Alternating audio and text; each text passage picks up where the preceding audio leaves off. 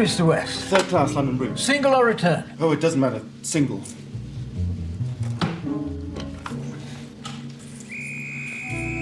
Quickly. Quickly.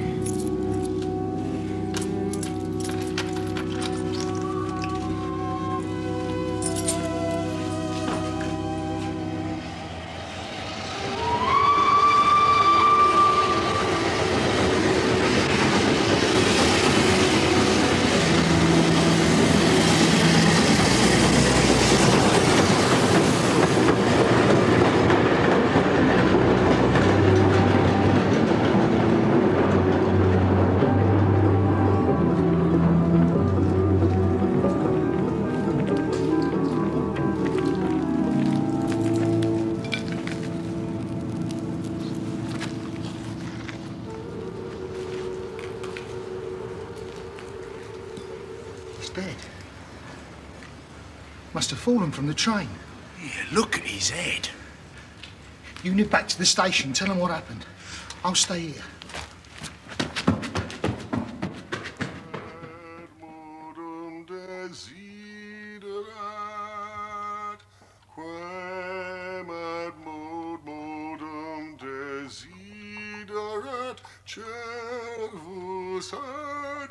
Fontes aquarum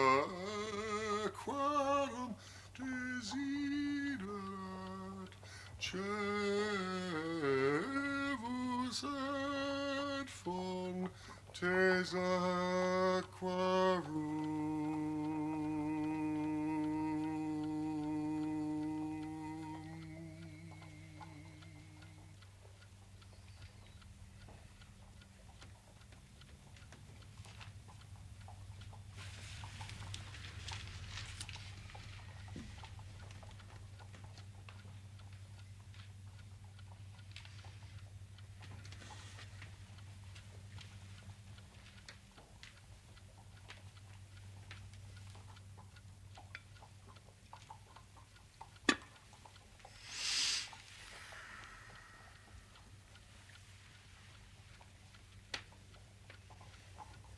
It's a real pea souper.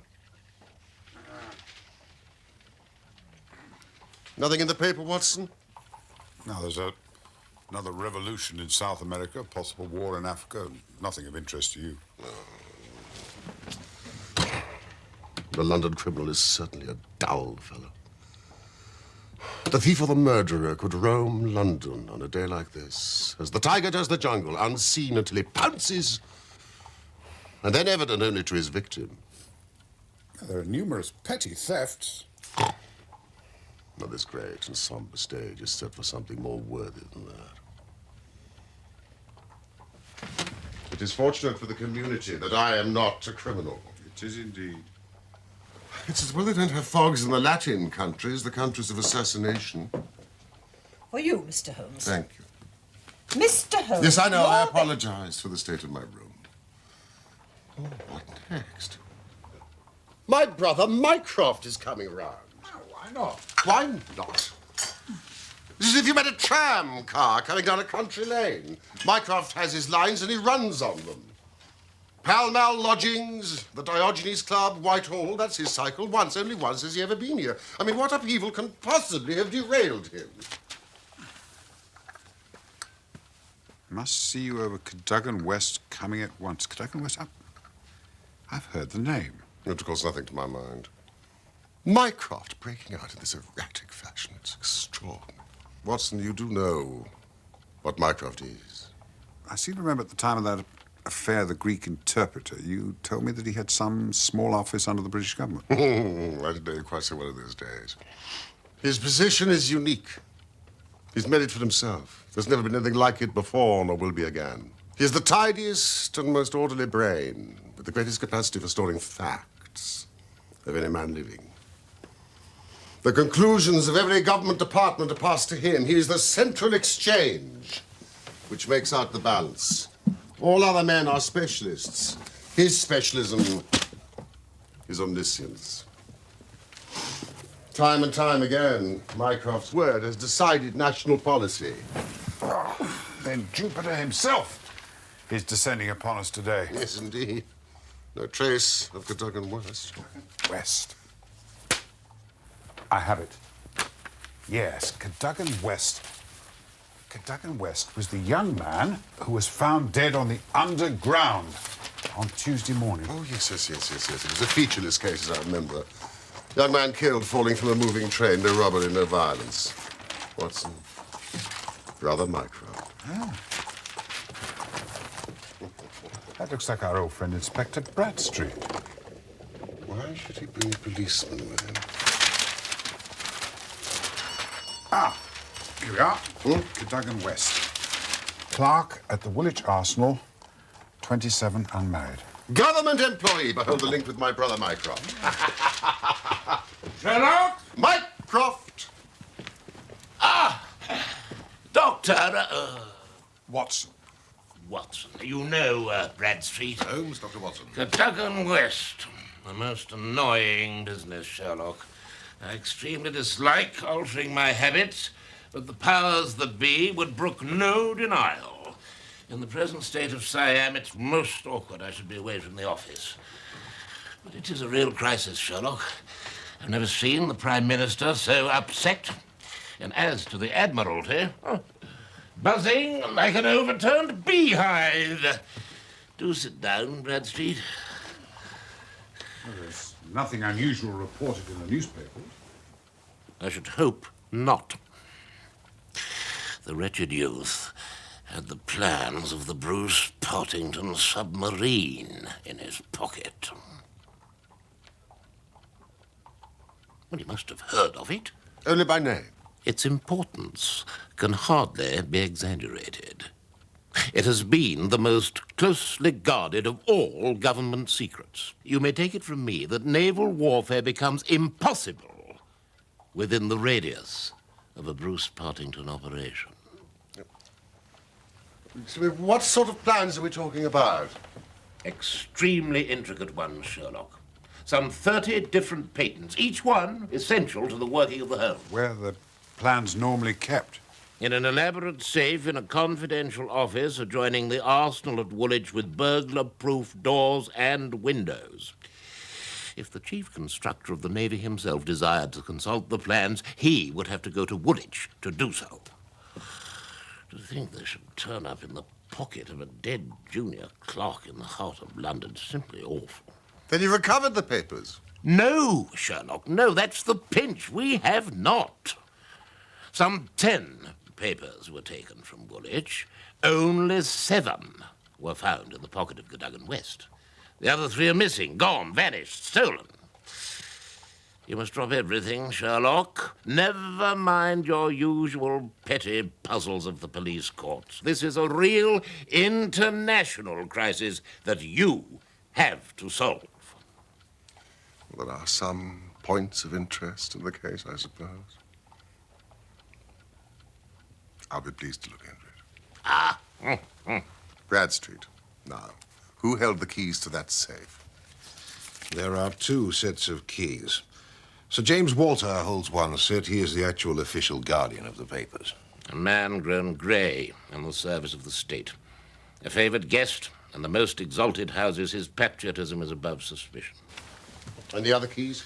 Mr. Sidney Johnson, the senior clerk and draftsman. A silent, morose man, not popular, but a hard worker. His wife corroborates his account of the matter. He was at home the whole of Monday night, and the keys never left the watch chain upon which they hang. What sort of fellow was this man, West? Hot-headed, rather impetuous. His duties brought him into daily contact with the plans. Who locked them up that night? Johnson, the senior clerk. And yet they were found on the person of the junior clerk. Well, I mean, that seems final, does it not? Yes, but Why would he take... And if you think of any reason why he should take them up to London except to sell them, Nope.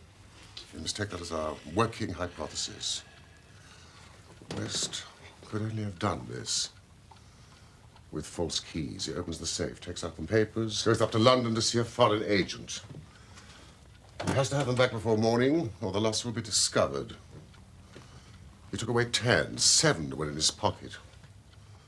What became of the other 3? He certainly wouldn't leave them of his own free will. It all seems perfectly clear to me. As you say, Mr. Holmes, West stole the plans in order to sell them. He met the agent, But they could not agree as to a price. So West returned home again, but the agent followed him. In the train, the agent murdered him, took the more essential papers, and threw the body from the railway carriage. Now, that would explain everything, would it not? It's good. It's very good, Bradstreet. The theory holds together. But if that is so, the case is at an end. On the one hand, the traitor is dead. On the other, the plans of the Bruce-Partington submarine are presumably somewhere on the continent. I mean, what is there for me to do? To act, Sherlock. To act.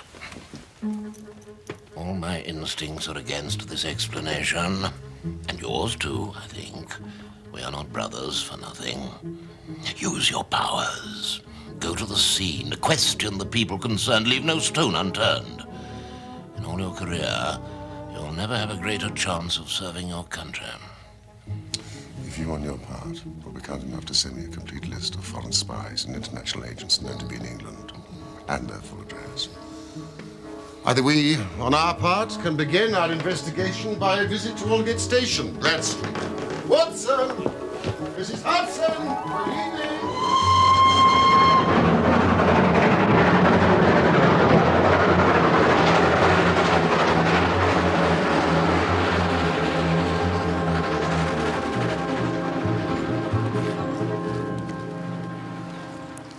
When was the body found?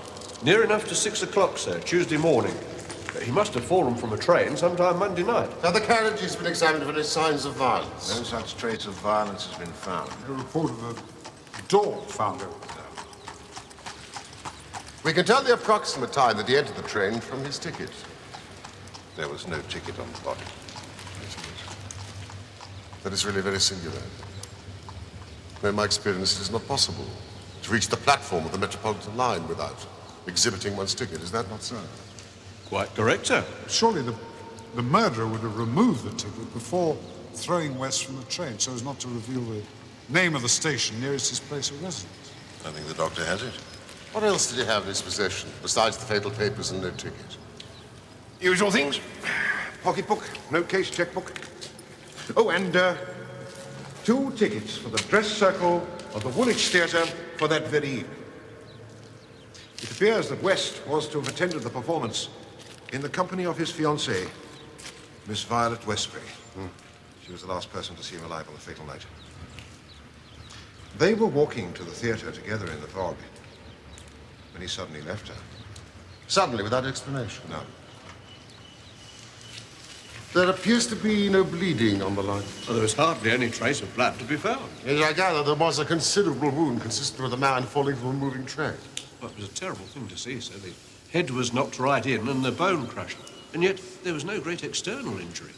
Everyone would expect some blood. Now, the line runs northeast. Yes, the track divides here, sir. And there's a branch line goes south under the river to rather higher than New Cross. The points.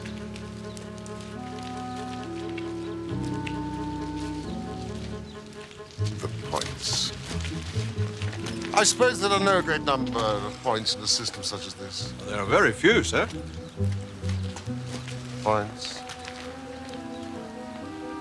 And a girl. Oh, by Jove. If it were only so. What is it? Holmes, do you have a clue? Well, it's an idea, Bradstreet. An indication. But the case certainly grows in interest. It's unique. Perfectly unique. And yet, why not?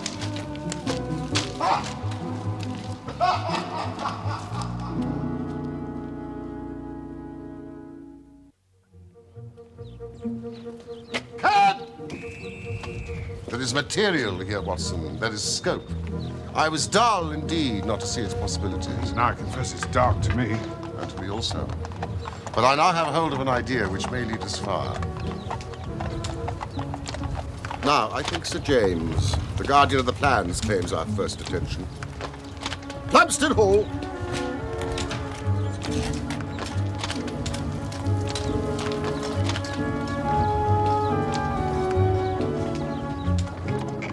Well, Holmes? your idea. Oh, yes. The man West was killed not by falling or being thrown from a moving train. He met his death elsewhere, and his body was on the roof of the carriage. On the roof? Well, consider the facts. Is it a coincidence that the body was found in the very place where the train brakes and sways as it comes round on the points? The sudden slowing would affect no object inside the carriage, but an object such as a body on the roof. And there's a question of the blood. Of course, there was no bleeding on the line if the body bled elsewhere.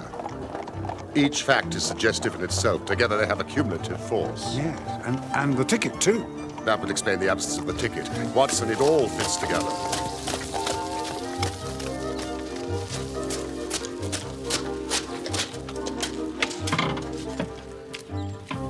Please wait.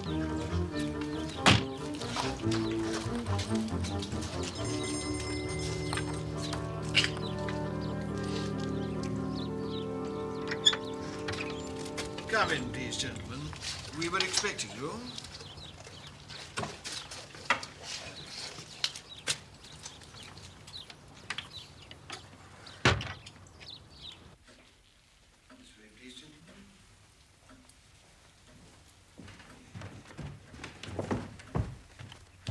Ah, gentlemen. Thank you, Baines. Thank you, sir. If you'll follow me, the body is upstairs. Wait, one moment. Are you not the undertakers? Excuse me, Sir James. I am Dr. Watson, and this is Mr. Sherlock Holmes. Good heavens. We are helping the authorities in the case of the missing papers. My brother, Sir James Walter, died this morning. I am Colonel Valentine Walter. Please, gentlemen, come here.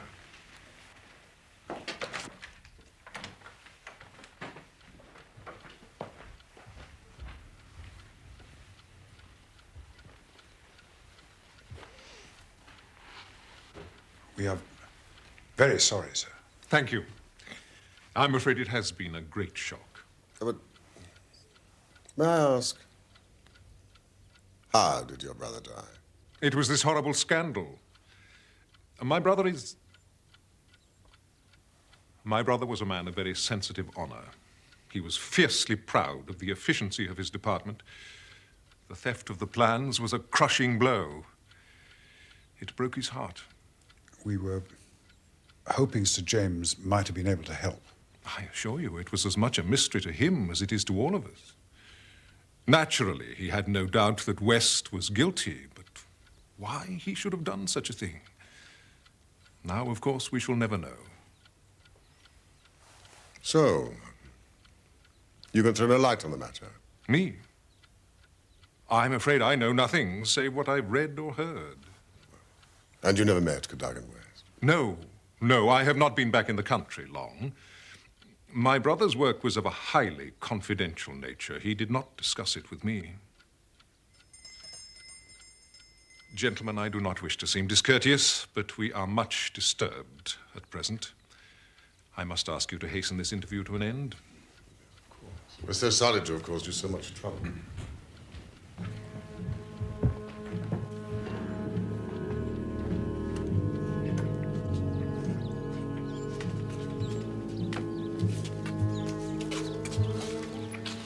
That's an unexpected development.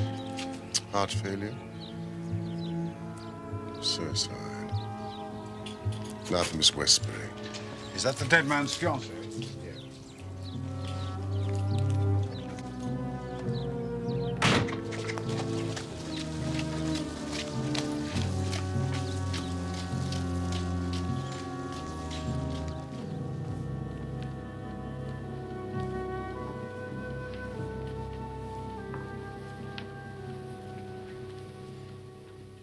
I cannot explain it, Mr. Holmes. I haven't closed my eyes since the tragedy. Thinking and thinking and thinking what the true meaning of it can be. Do sit down.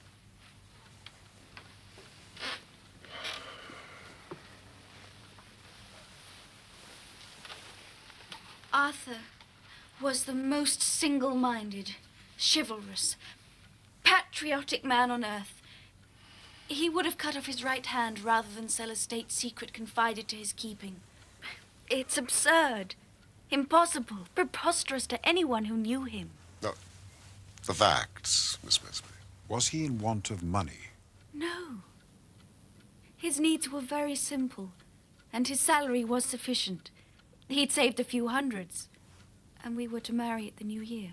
Was there any sign of mental excitement? Come, Miss Westbury. Be absolutely frank with us. I had a feeling there was something on his mind. For long? Only the last week or two. Once I asked him about it. It is too serious to speak about even to you, he said. Go on, Miss Westbury. I mean, even if it seems to tell against him, we cannot say what it may lead us. He spoke one evening about a secret. I think he said that no doubt foreign spies would pay a great deal to have it. He said that we were slack about such matters and it would be easy for a traitor to get hold of the plans. Oh, Mr. Holmes, if you could only save his honor. It was so much to him. Well, I'll do what I can. Now, please tell us about that last evening. It was Monday night, and we were to go to the theater.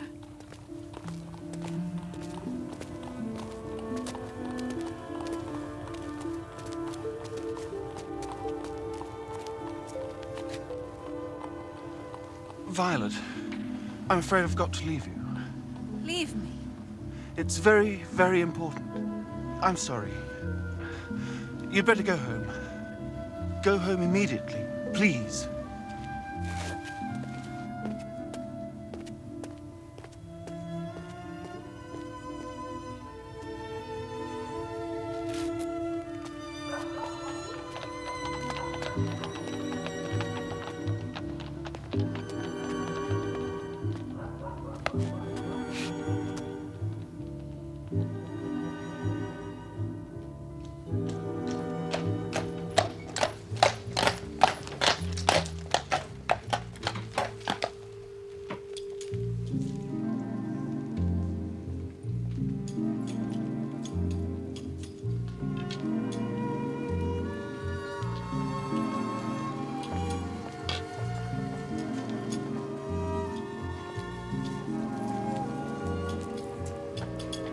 It was just him, Mr. Holmes. And he disappeared without any explanation. Yes. You are sure this is the exact spot? Yes. We often used to meet here when we were courting. You see, that's the building where he used to work. Ah. That was the last time I saw him. Oh, Watson, would you be so kind as to take Miss Westbury home in the car?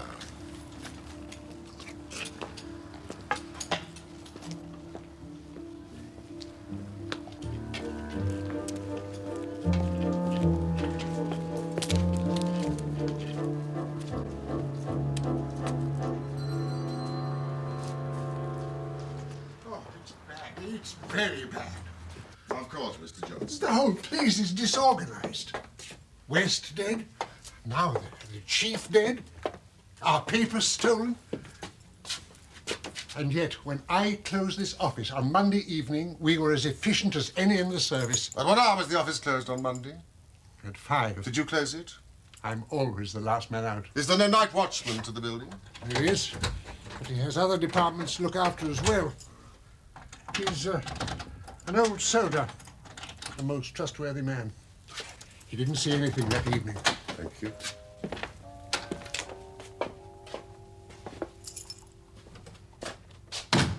When you closed the office, where were the plans? In that safe. I put them there myself.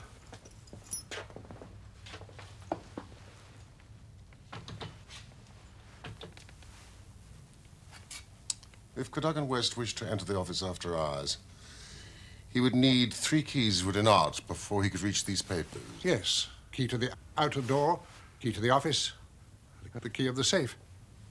And only you and Sir James Walter had those keys. Yes, indeed. Sir James kept all 3 keys on one ring. They never left him. And, of course, your keys never left your possession. Never. So if Cadogan West is the culprit, he must have had duplicates. Oh, he's the culprit, all right. It's dreadful to think that West, of all people, should have done such a thing.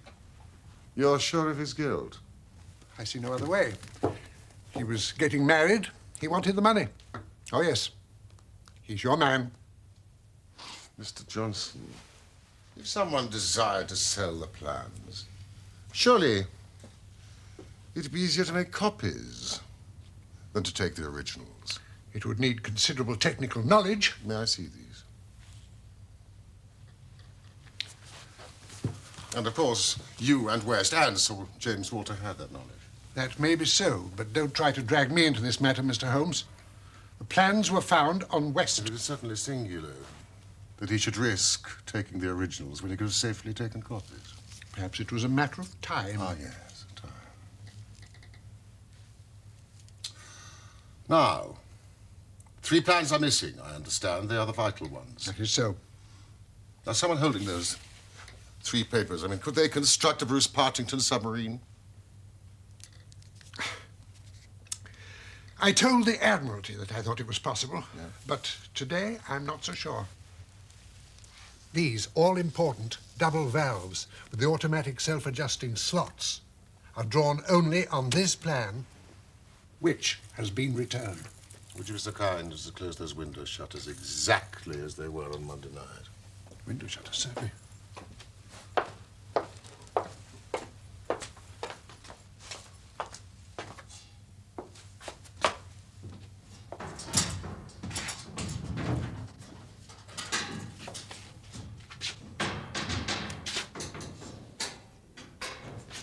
Thank you so much.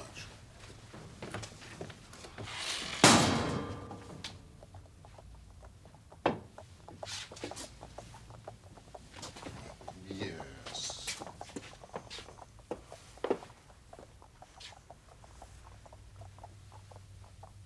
I think I'll take a little stroll outside. Oh, please don't trouble yourself. I can find my own way.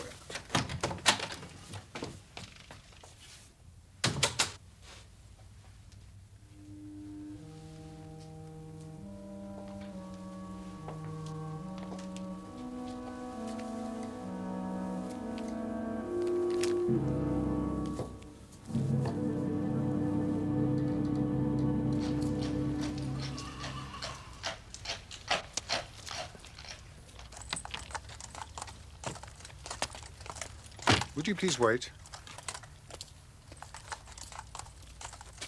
Holmes? Watson.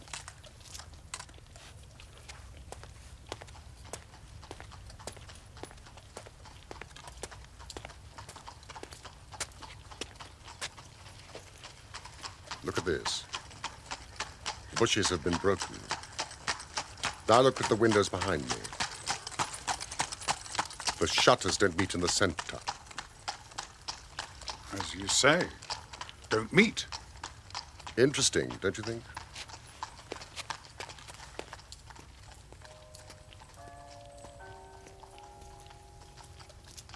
Ep.12 to London Bridge. Yes, that was it, I'm sure of it. You definitely recognized him as Cadogan West. Oh, yes, definitely. I knew him well, sir. He was an old acquaintance. Hardly a week went by that we didn't pass a time of day together. It's hard to believe, isn't it? Yeah, I was saying to the wife only on Sunday night.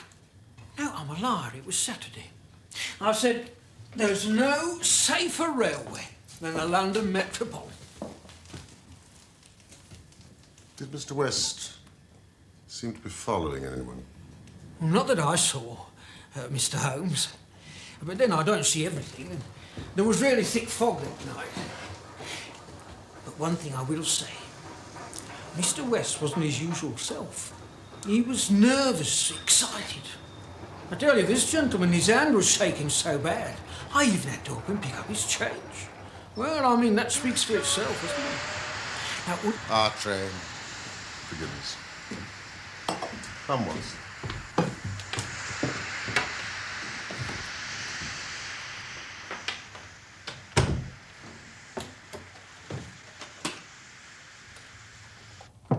Come in. Mr. Holmes?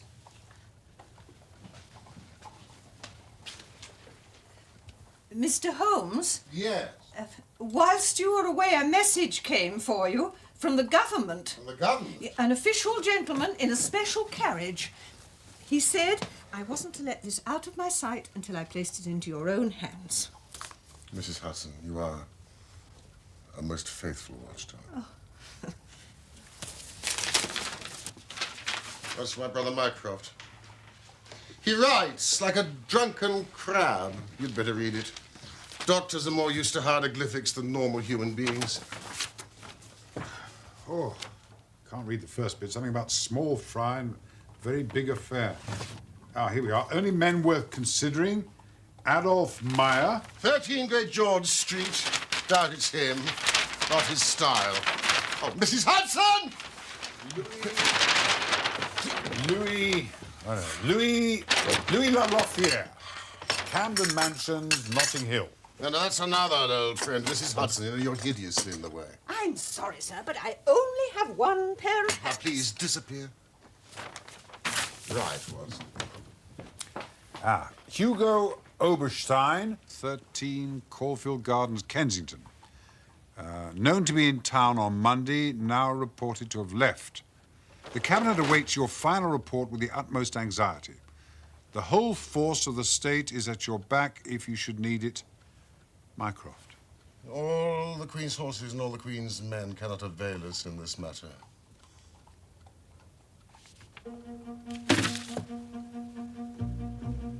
Caulfield Gardens.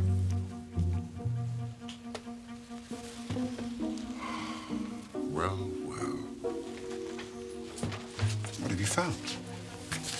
Things are turning a little in our direction.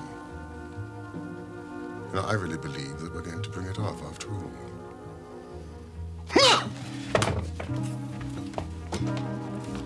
I'm going out. When will you be back? I've no idea, but I promise I will do nothing serious without my trusted comrade and biographer at my elbow.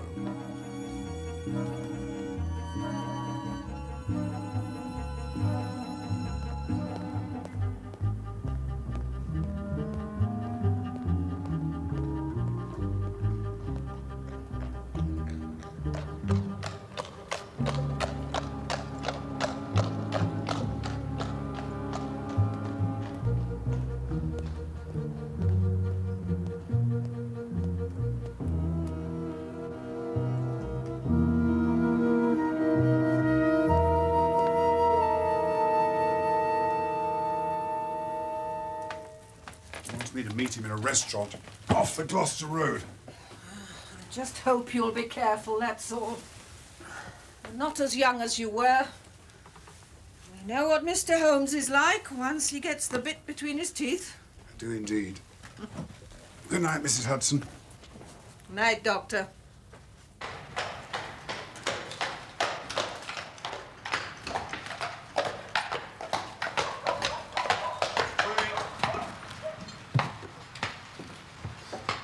Thank you.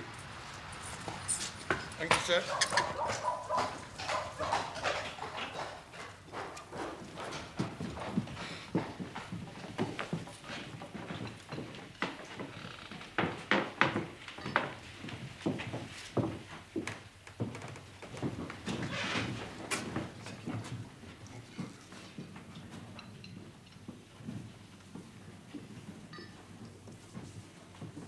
Have you the tools?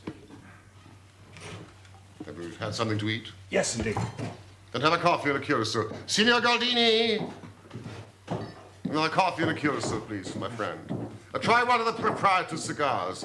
They're nothing like as poisonous as one would expect. Oh, thank you. Now, for our plan of action. It is evident to you, Watson, that the body was placed on the roof of the carriage. Or dropped from a bridge. No, that's impossible. Placed. The carriage roofs are rounded with no rails. How could he be placed there? In some areas, the London Underground runs clear of tunnels and past the backs of houses. When I found that a leading international agent lived in just such a house, I was so pleased that you were a little astonished at my sudden frivolity. Hugo Oberstein, 13 Corfield Gardens, of course. Exactly. I was able to satisfy myself that not only do the backstair windows open onto the line, but that owing to the intersection of the Richmond and Wimbledon lines with the Circle line near Gloucester Road Station, the trains are frequently held motionless at that very spot. But that's splendid. You've got it. The house appears to be unoccupied. Oberstein, obviously having gone abroad to dispose of his booty. He has no reason to fear a warrant. And a spot of amateur burglary would never occur to him. But that is precisely what we are about to do. Well, why? Why? For what purpose? We cannot tell what correspondence may be there. No, I don't like it, Holmes. You can keep watch. I'll do the criminal part. This is no time to stick at trifles. Think of the Admiralty. Think of the Cabinet. Think of the exalted person herself who waits for news. We're bound to go.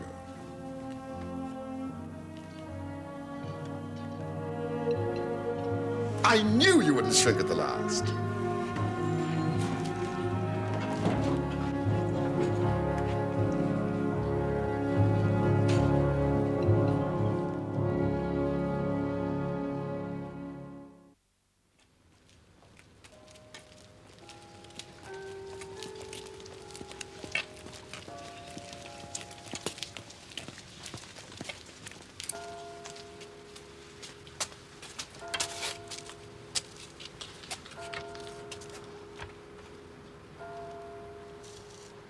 Serious proposition, locked and bolted.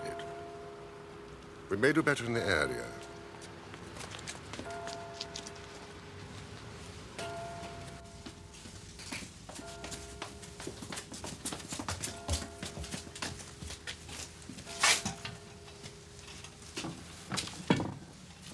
Ah, this is better.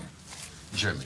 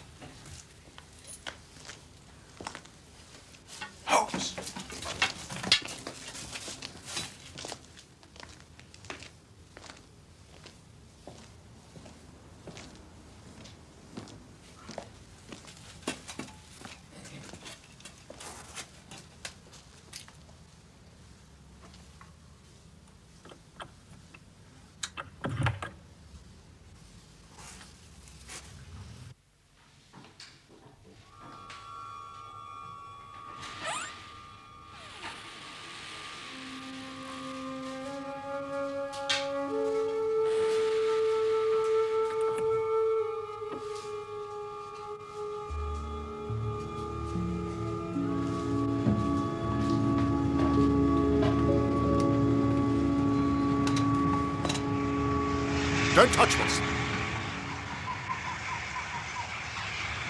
Look where they rested the body.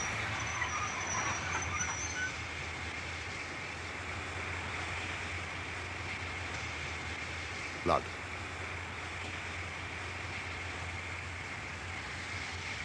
Blood again.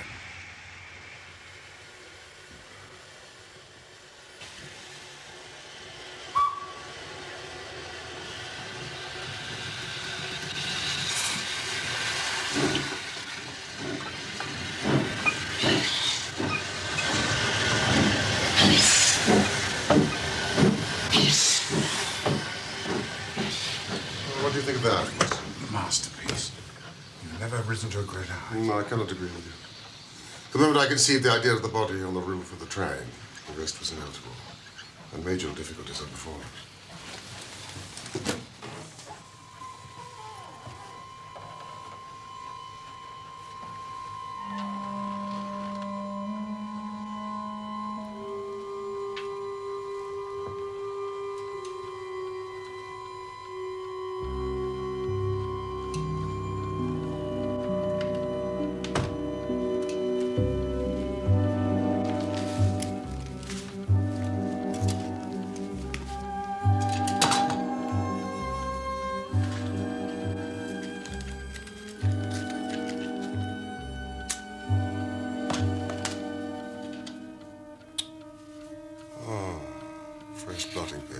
fellow. He's covered his tracks.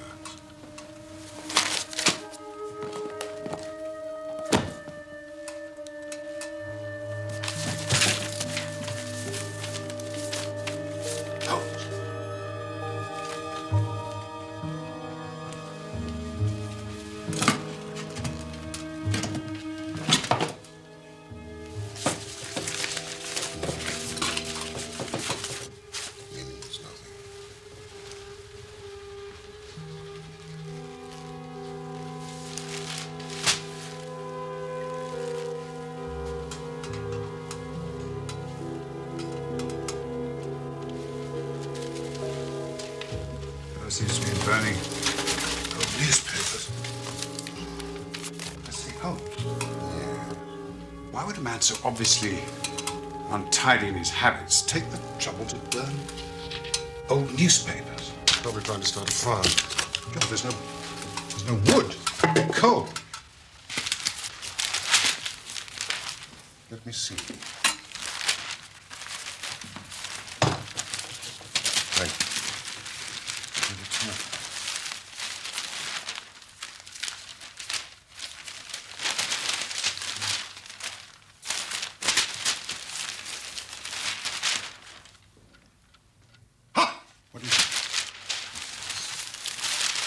Well done, well done. Indeed, I think we have our man. Would you look in the agony column of the two remaining copies of the Daily Telegraph, and I think you will find a message from someone calling himself Pierrot. Pierrot. Ah, here we are. Hope to hear sooner. Terms agreed, but must have full report. Matter presses signed Pierrot. And the last.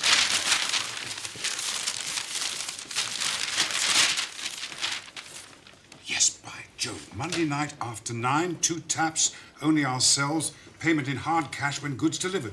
Signed Pierrot, just like the other one. Every paper has a message from someone calling himself Pierrot.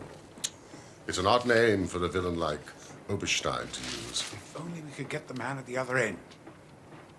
Watson, quickly. We haven't a moment to lose. Read the papers.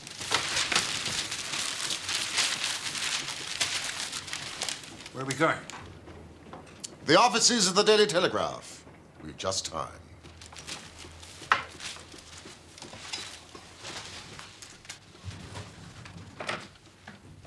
Splendid, Sherlock. Splendid. I always said you'd make the best cat burglar in London if you put your mind to it. Can't do these things in the force, Mr. Holmes. No wonder you sometimes get results that are beyond us. Some of these days you'll go too far. You and your friend will find yourselves in trouble. England, home and beauty, eh, Watson? Martyrs on the altar of our country. The agony column of the Daily Telegraph, what do you make of those? Have you seen the advertisement from Pierrot today?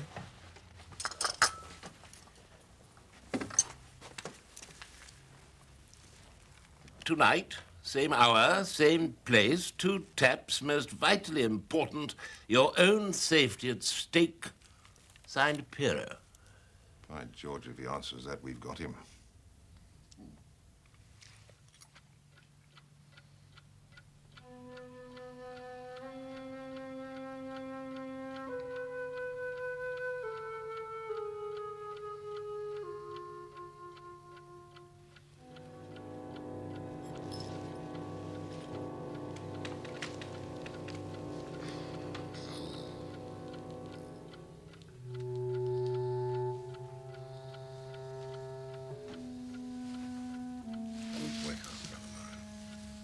He's here.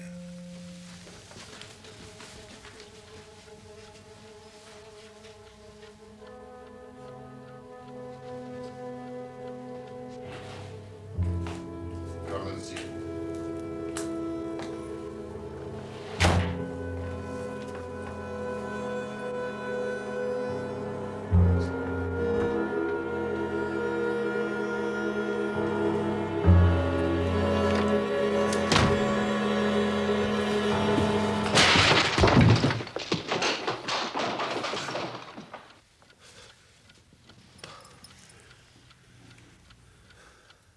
You can write me down as an ass, Watson. This is not the bird I was expecting. Who is he? Colonel Valentine Walter, Sir James's younger brother. I begin to see how the cards fall now. What is this? I came here to visit Mr. Oberstein. I know you, surely. Sherlock Holmes. Everything is known, Colonel. How an English gentleman could behave in such a manner is beyond comprehension. We know of your relations and correspondence with Oberstein, how you stole your brother's keys and had them duplicated. We know you went to Admiralty office on Monday night and was seen by Cadogan West, leaving all his private concerns, being the good citizen that he was. He followed you closely in the fog, halfway across London, until you reached this very house. It was then, Colonel Walter, that to treason you added the terrible crime of murder. I did not. I did not. Before God, I swear I did not. Then tell us how Arthur Cadogan West met his end before you placed his body on the roof of the railway carriage. He followed me as you describe. But until I was at the very door of this house, I did not know it.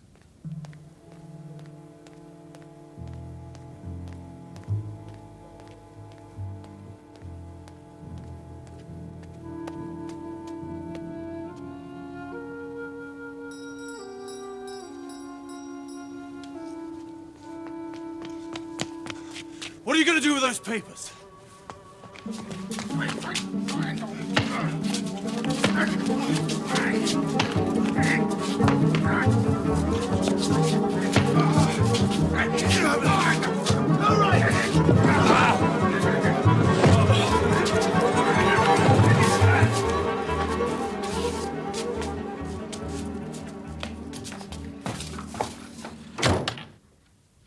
He hit his head on the marble floor. He was dead in a matter of minutes. It was Oberstein's idea to stuff the less important plans in West's pocket and put him on the roof of the train.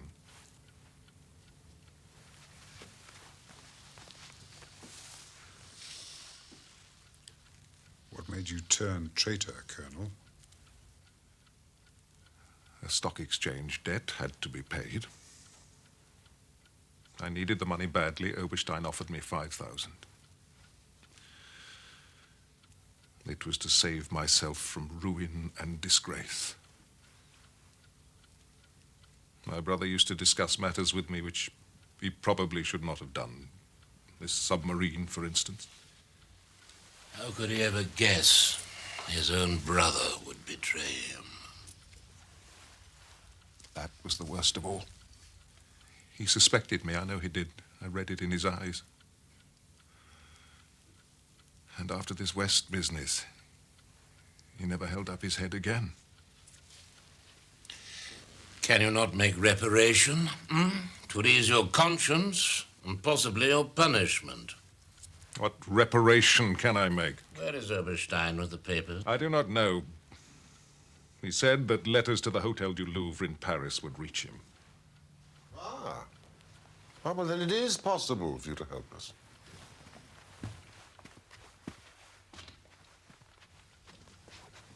Come and sit down and write to my dictation.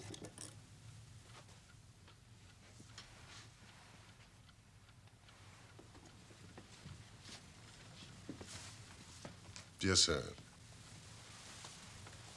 in regard to our transaction, you have now observed that one essential detail is missing, but I have a tracing that will make it complete.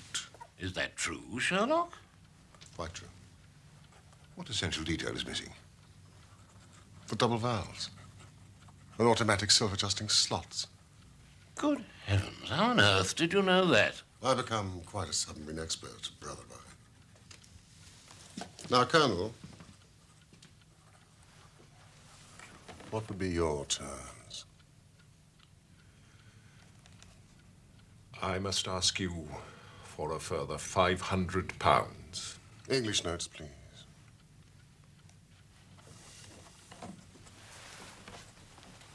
I shall expect to meet you.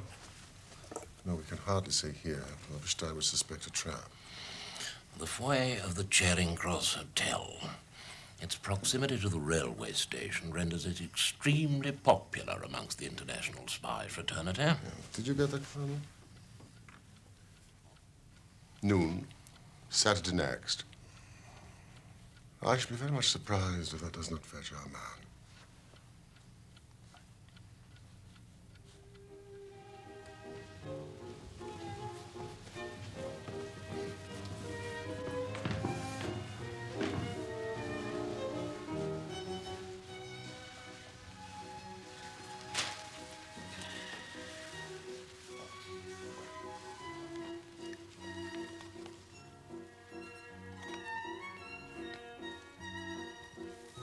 That's our man.